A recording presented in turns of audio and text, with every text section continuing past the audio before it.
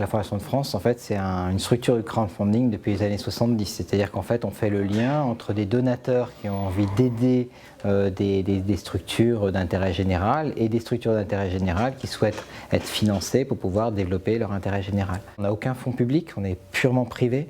Donc on appartient aux gens qui ont fait des dons en fait, à la Fondation de France, donc il n'y a aucun actionnaire et donc aucune problématique de redistribution de quoi que ce soit comme résultat. Donc c'est vrai que pour un directeur financier ça change. Et donc de l'autre côté, si vous voulez, oui, on a à peu près 450 000 donateurs et chaque année on redistribue quand même plus de 156 millions d'euros à des associations, à des chercheurs, à des boursiers autour de énormément de thématiques puisqu'on est la fondation de toutes les causes. Aujourd'hui, la Fondation de France se retrouve avec 808 fondations abritées. Son objet, c'était bien distribué, mais elle se retrouve aujourd'hui avec des capitaux importants, dans la mesure où on a un peu plus de 2 milliards de cash en fait aujourd'hui. Et donc à un moment donné,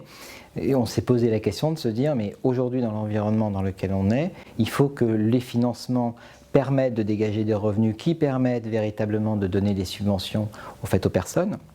Mais à un moment donné, on s'est dit, on souhaiterait avoir des finances qui sont un peu plus éthiques. Donc on a d'abord commencé à mettre nos portefeuilles version ISR, donc on a commencé par les actions, là on est sur les obligations, parce que les actions on a à peu près quasiment terminé, on est sur la partie obligataire, mais là aujourd'hui on va avoir terminé, parce que comme sur la partie monétaire vous ne pouvez rien faire, c'est-à-dire que la première tranche ou la première phase vers laquelle on était, c'était de se dire on va essayer de rendre ISR, donc vous savez avec les critères ESG, etc., l'intégralité de nos portefeuilles. On s'attaque maintenant à la deuxième tranche, c'est-à-dire véritablement qu'est-ce qu'on peut faire en termes d'investissement, non pas parce qu'aujourd'hui, en fait, ce qu'il faut bien arriver à comprendre, c'est qu'on a des associations qu'on a subventionnées pendant des années, et aujourd'hui, plein de ces associations viennent nous voir en disant, mais écoutez, j'ai pas besoin de subvention, mais moi j'ai besoin aujourd'hui que vous m'aidiez à investir, soit dans le cadre de l'hébergement, par exemple, non pas de m'aider à aider les personnes qui sont locataires, mais véritablement acheter et devenir propriétaire d'un actif, d'un bâtiment, dans lequel on va mettre des normes un peu plus sociales ou des normes environnementales qui sont beaucoup plus élevées. On a commencé à regarder, en fonction des thématiques sur lesquelles on était, de se dire qu'est-ce qu'on peut faire dans le cadre de l'environnement, qu'est-ce qu'on va pouvoir faire demain dans le cadre de l'hébergement, qu'est-ce qu'on va faire.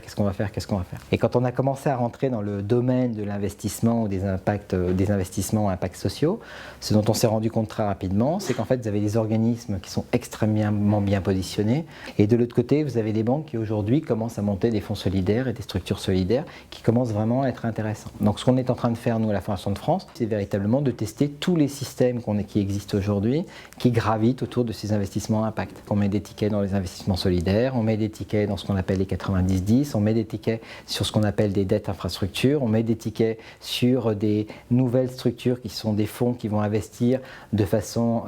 sociale ou sociétale, donc comme Alter Equity, choses comme ça. Et là, on va commencer maintenant à se préoccuper d'essayer d'investir véritablement dans le solidaire, à savoir comment aider in fine des associations, avec une vocation ou avec un principe de base qu'on s'est fixé il y a à peu près 3-4 ans aujourd'hui, c'est qu'on n'interviendra pas de façon directe, on va intervenir systématiquement de façon indirecte.